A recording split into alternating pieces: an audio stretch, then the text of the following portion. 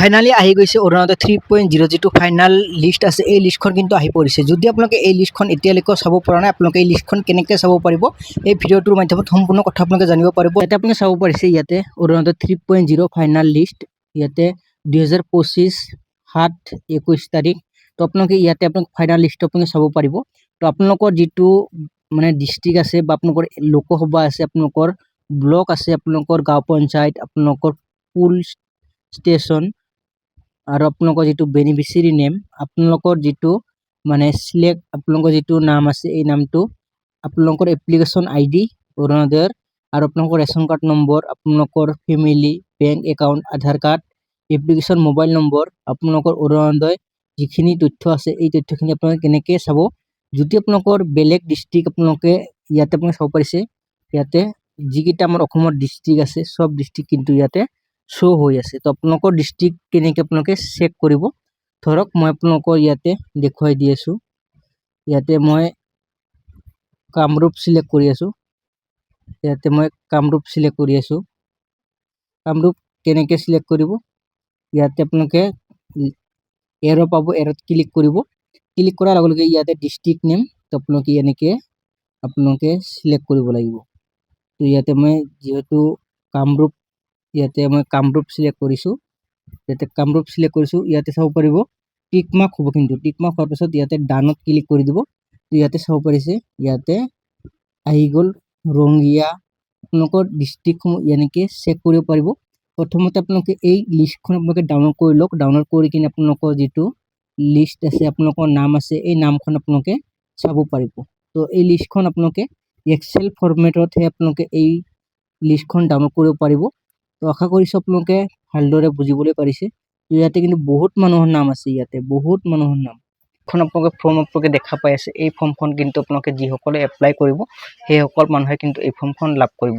যদি আপোনালোকে বিচাৰে এই ফৰ্মখন মই আপোনালোকক এই ভিডিঅ'টোৰ ডিছক্ৰিপশ্যনত লিংক দি ৰাখিম, তাৰে পৰা আপোনালোকে ডাইৰেক্টলি এই ফৰ্মখন ডাউনলোড কৰিব পাৰিব। আৰু যদি আপোনালোকে অৰুণোদয় আঁচনিৰ ৰিলেটেড কিবা সুধিবলগীয়া থাকে আপোনালোকে নিশ্চয় কমেণ্ট বক্সত আপোনালোকে কমেণ্ট কৰিব। তো মই আপোনালোকক কমেণ্টৰ ৰিপ্লাই 100% দি থাকোঁ। আপোনালোকে যদি আপোনালোকে প্ৰথমবাৰলৈ এই চেনেলটো ভিজিট কৰি আছে, চেনেলটো ছাবস্ক্ৰাইব কৰি ৰাখিব আৰু আপোনালোকৰ বন্ধু বান্ধৱীসকললৈ ভিডিঅ'টো শ্বেয়াৰ কৰি দিব। ফৰ্ম দেখা পাই আছে আপোনালোকে, ইয়াতে চাব পাৰিছে final department application form Orunodoi 3.0 are you existing beneficiary under Orunodoi scheme.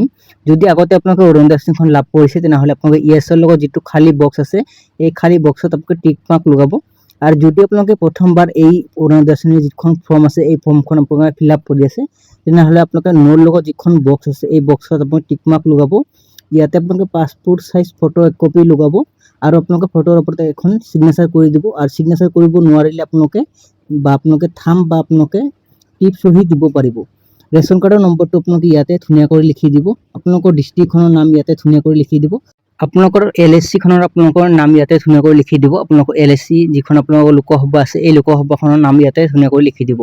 এপ্লিকেশ্যনৰ first name middle name থাকিলে দিব, নাথাকিলে নিদিলেও হ'ব। আপোনালোকৰ লাষ্ট নেমটো ইয়াতে ধুনীয়াকৈ লিখি দিব। তাৰ পাছত আছে আপোনালোকৰ ইয়াতে আপোনালোকে চাব পাৰিছে অলপ ওপৰলৈ মই আপোনালোকক দেখুৱাই দি আছোঁ care of W of daughter of. তো আপোনালোকৰ গাৰ্জেনৰ নাম ইয়াতে ধুনীয়াকৈ লিখি দিব। আপোনালোকৰ জেণ্ডাৰখন আপোনালোকে ইয়াতে চিলেক্ট মানে টিক মাৰ্ক লগাব আৰু আপোনালোকৰ ডেট অফ বাৰ্থটো আপোনালোকে ইয়াতে ধুনীয়াকৈ লিখি দিব। তো এড্ৰেছ ডিটেইলছ, তো আপোনালোকে ইয়াতে আপোনালোকৰ ব্লকখনৰ নাম লিখিব পাৰিব বা আপোনালোকৰ গাঁও পঞ্চায়তৰ নাম ইয়াতে ধুনীয়াকৈ লিখি দিব পাৰিব। আপোনালোকৰ গাঁওখনৰ নাম ইয়াতে ধুনীয়াকৈ লিখি দিব। আপোনালোকৰ লোকেলিটি এণ্ড লেণ্ডমাৰ্কৰ নামটো ইয়াতে ধুনীয়াকৈ লিখি দিব। মোবাইল নম্বৰ ইয়াতে এক্টিভ থকা মোবাইল নম্বৰ ইয়াতে ধুনীয়াকৈ লিখি দিব। আপোনালোকৰ পিনক'ডটো ইয়াতে দিব, আপোনালোকৰ ঘৰ নম্বৰ দিব, আপোনালোকৰ পুলিচ ষ্টেচনটো ইয়াতে ধুনীয়াকৈ লিখি দিব। তো এইটো হৈছে ছেকেণ্ড পেজ। ইয়াতে আপোনালোকে চাব পাৰিছে অঞ্জু দিব্যাংগজন দিৱস উমেন AAY বেনিফিচিয়াৰী আনমেৰিড আৰু আপোনালোকৰ বছৰি ইনকাম 2 লাখতকৈ তলত হ'ব লাগিব।